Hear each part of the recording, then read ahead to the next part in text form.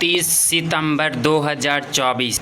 बाबा का साकार मुरली। मीठे बच्चे, अपनी बैटरी चार्ज का ख्याल करो। अपना टाइम प्रचिंतन में वेस्ट मत कर। अपनी घोट तो नशा चढ़े। आज का प्रश्न है, ज्ञान 1 सेकंड का होते हुए भी बाप को इतना डिटेल से समझाने व इतना समय देने की आवश्यकता क्यों? उत्तर, क्योंकि ज्ञान देने के बाद बच्चों में सुधार हुआ है या नहीं, यह भी बाप देखते हैं और फिर सुधारने के लिए ज्ञान देते ही रहते हैं। सारे बीज और झाड़ का ज्ञान देते हैं, जिस कारण उन्हें ज्ञान सागर कहा जाता। अगर 1 सेकंड का मंत्र देकर चले जाए तो ज्ञान सागर का टाइटल भी न मिले।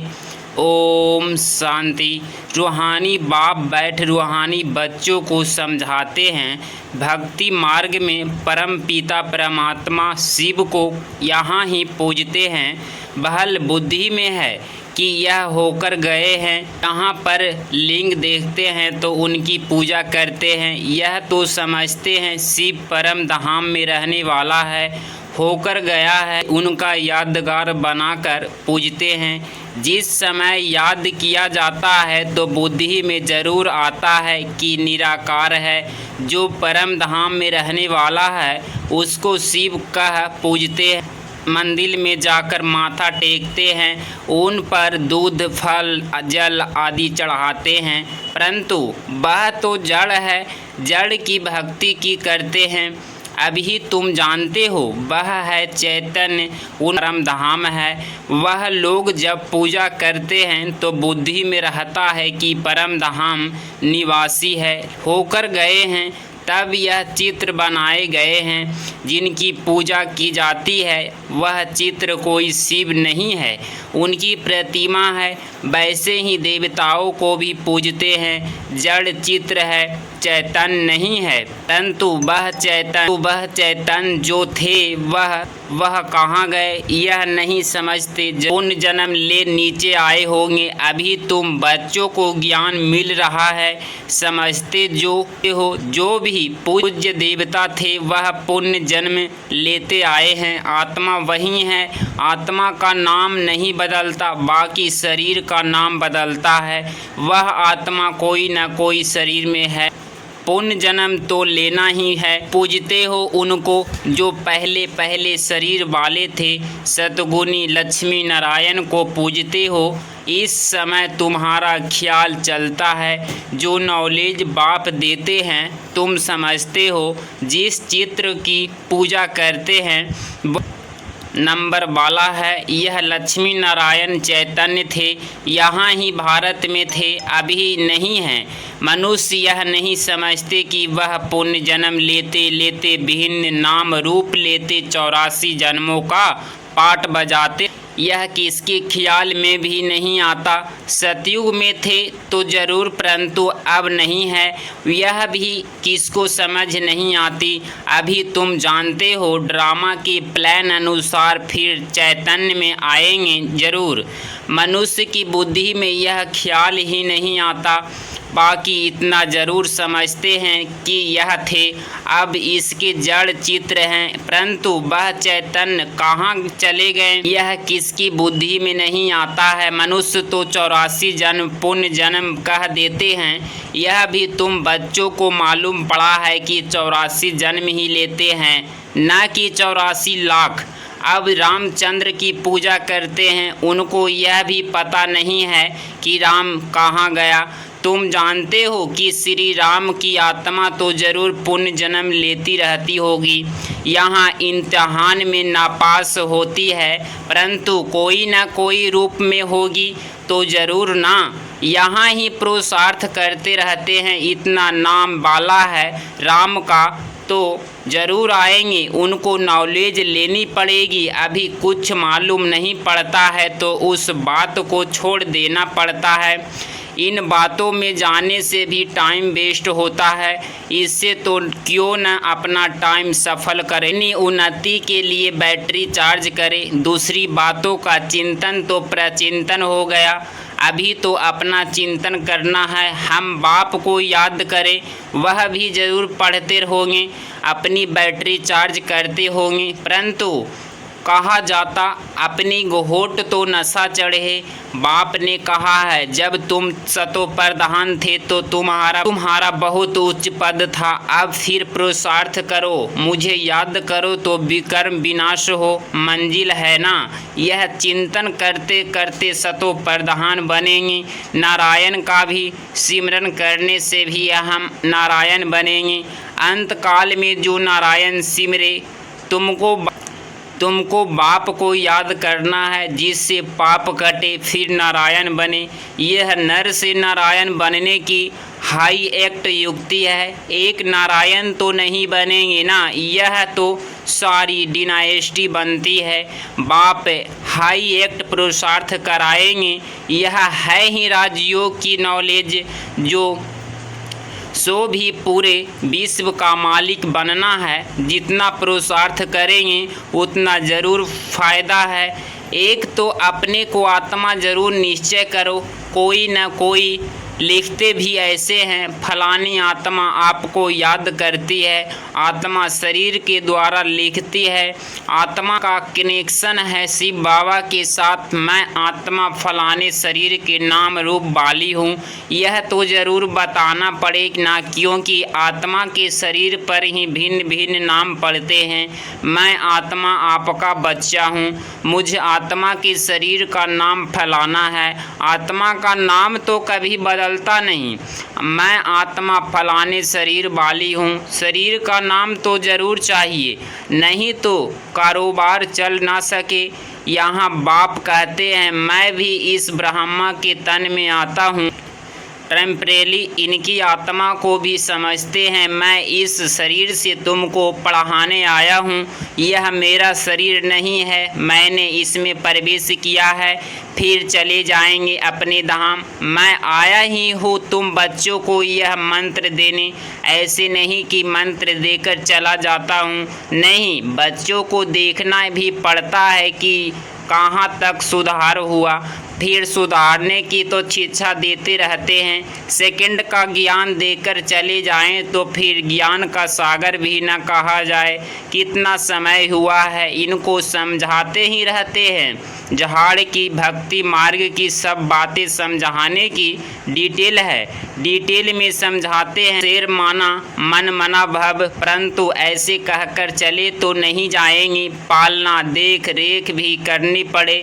कई बच्चे बाप को याद करते करते फिर गुम हो जाते हैं।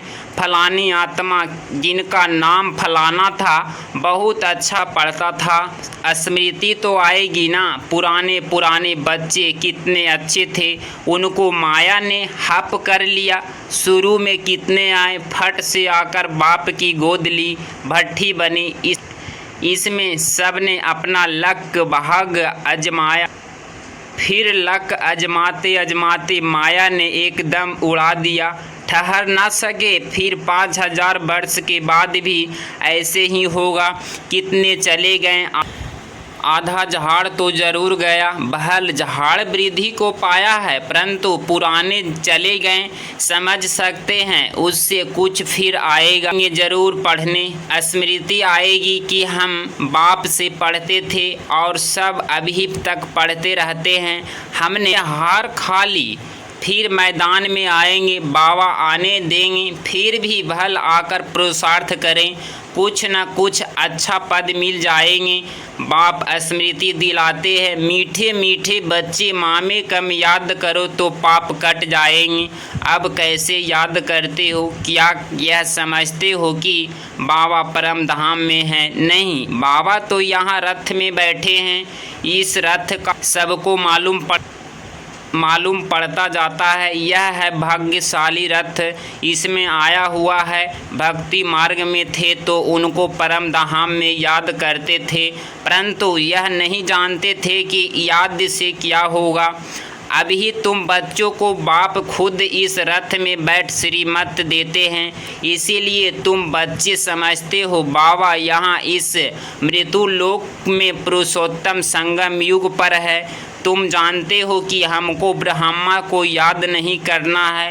बाप कहते हैं मामे कम याद करो, मैं इस रथ में रहकर तुमको यह नॉलेज दे रहा हूँ कि पहचान देता हूँ मैं यहाँ हूँ। आगे तो तुम समझते थे परम धाम में रहने वाला है, होकर गया है, परंतु कब यहाँ पता नहीं था।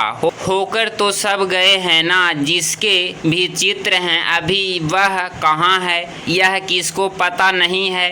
जो जाते हैं वह फिर अपने समय पर आते हैं, भिन्न भिन्न पाठ बजाते रहते हैं। स्वर्ग में तो कोई जाते नहीं। बाप ने समझाया है स्वर्ग में जाने के लिए पुरुषार्थ करना होता है और पुरानी दुनिया का अंत नई दुनिया की आदि चाहिए, जिनको पुरुषोत्तम संगम युग कहा जाता है। यह ज्ञान अभी तुमको है। मनुष्य कुछ नहीं जानते, समझते भी हैं। शरीर जल जाता है, बाकी आत्मा चली जाती है। अब कलयुग है तो जरूर जन्म कलयुग में ही लेंगे। सतयुग में थे तो जन्म भी सतयुग में लेते थे। यह भी जानते हो आत्माओं का सारा स्टॉक निराकारी दुनिया में होता है। यह तो बुद्धि में बैठा है ना, फिर आते हैं यहाँ शरीर धारण कर जीव आत्मा बन जाते हैं। सबको यहाँ आकर जीव आत्मा बनना है, फिर नंबर बार बारिश जाना है। सबको तो नहीं ले जाएंगे, नहीं तो प्रलय हो जाए। दिखाते हैं कि प्रलय हो गई, रिजल्ट कुछ नहीं दिखाते। तुम तो जानते हो यह दुनिया कभी खाली नहीं हो सकती है। गायन है राम गाए जिनका बहुत परिवार है। सारी दुनिया में रावण संप्रदाय है ना, राम संप्रदाय तो बहुत थोड़ी है। राम की संप्रदाय है ही सतयुग त्रेता में, बहुत फर्क रहता है। बाद में फिर और टाल टालियाँ निकलती है। अभी तुमने बीज और जहाड़ को भी जाना है।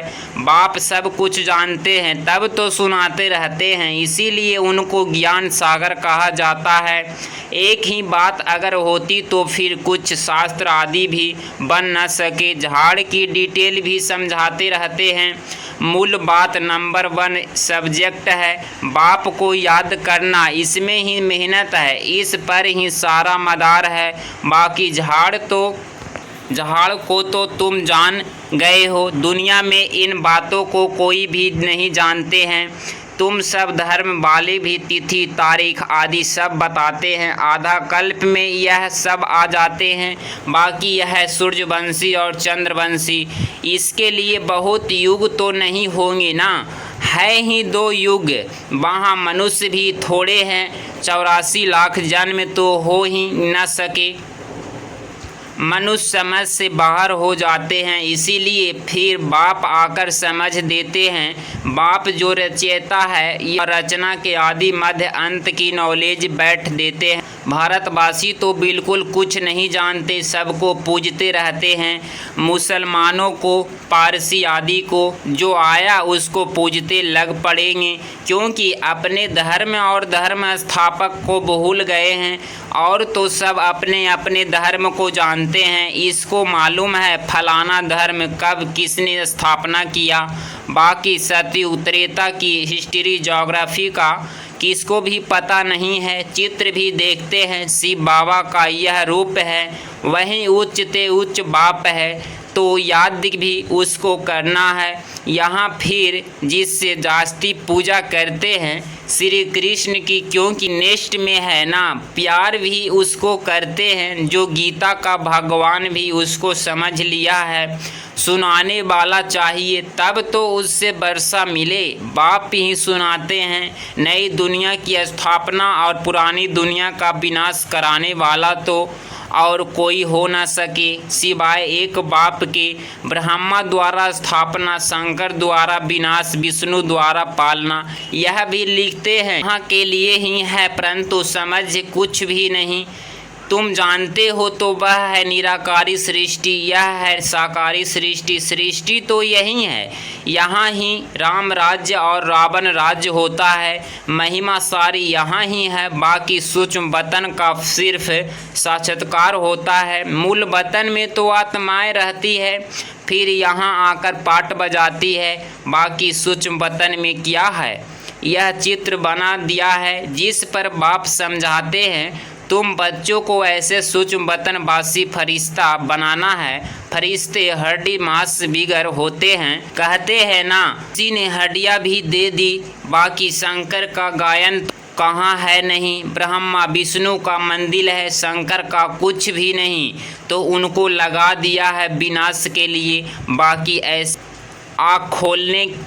आँख खोलने से विनाश करता नहीं है। देवताएं फिर हिंसा का काम कैसे करेंगे ना। वह कहते हैं न शिव बाबा ऐसे डायरेक्शन देते हैं। डायरेक्शन देने वाले पर भी आ जाता है ना, कहने वाला ही फंस जाता है। वह तो शिव शंकर को ही इकट्ठा कह देते हैं। अब बाप भी कहते हैं मुझे याद करो, मामे कम याद करो। ऐसे तो नहीं कहते शिव शंकर को याद करो। पतित पावन एक को ही कहते हैं। भगवान अर्थ सहित बैठ समझाते हैं, कोई जानते नहीं। तो यह चित्र देख मुझ पढ़ते हैं। अर्थ तो जरूर बताना पड़े ना, समझने में टाइम लगता है। कोटों में कोई बिरला निकलता है। मैं जो हूँ जैसा हूँ, कोटों में कोई भी मुझे पहचान सकते हैं। अच्छा, मीठे मीठे सिकिलधे बच्चों प्रति माता पिता बाप दादा का याद प्यार और गुड मॉर्निंग। रूहानी बाप की रूहानी बच्चों को नमस्ते नमस्ते बाबा नमस्ते। धारणा के लिए मुख्य सार पॉइंट नंबर फर्स्ट, किसी भी बात के चिंतन में अपना समय नहीं गंवाना है, अपनी मस्ती में रहना है। स्वयं के प्रति चिंतन कर आत्मा को सतो प्रधान बनाना है। पॉइंट नंबर 2, नर से नारायण बनने के लिए अंतकाल में एक बाप की ही याद रहे। इस हाईएक्ट युक्ति को सामने रखते हुए पुरुषार्थ करना है। मैं आत्मा हूँ, इस शरीर को भूल जाना है। आज बाबा का मीठे वरदान, दाता की देन को स्मृति में रख सर्व लगावों से मुक्त रहने वाले आकर्षण मुक्त भव। स्पष्टीकरण, कई बच्चे कहते हैं कि इससे मेरा कोई लगाव नहीं है, परंतु इनका यह गुण बहुत अच्छा है या इसमें सेवा की विशेषता बहुत है, लेकिन किसी व्यक्ति या वैभव की तरफ बार बार संकल्प जाना भी आकर्षण है। किसी की भी विशेषता को देखते गुणों को, वह सेवा को देखते दाता को नहीं भूलो। यह दाता के देन है। यह स्मृति लगावे से मुक्त आकर्षण मुक्त बना देगी, किसी पर भी प्रभावित नहीं होंगे। आज का स्लोगन, ऐसे रूहानी सोशल वर्कर बनो जो भटकती हुई आत्मा को ठिकाना दे दो, भगवान से मिला दो। ऐसी रूहानी सोशल वर्कर बनो जो भटकती हुई आत्मा को ठिकाना दे दो, भगवान से मिला दो। अगर इस चैनल पे आप डेली मोडली सुनते हैं तो चैनल को सब्सक्राइब करें और प्यारा सा लाइक ज़रूर करें। ओम शांति।